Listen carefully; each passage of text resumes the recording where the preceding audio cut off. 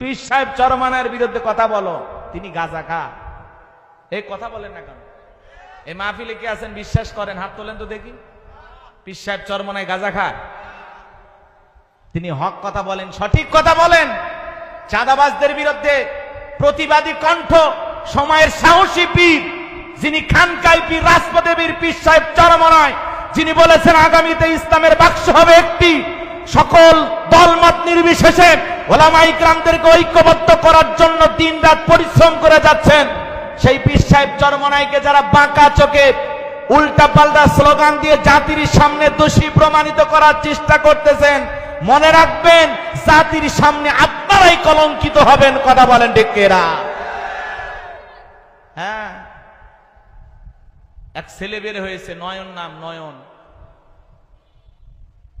চোখ থাকতে অন্ধ হয়ে গেছে।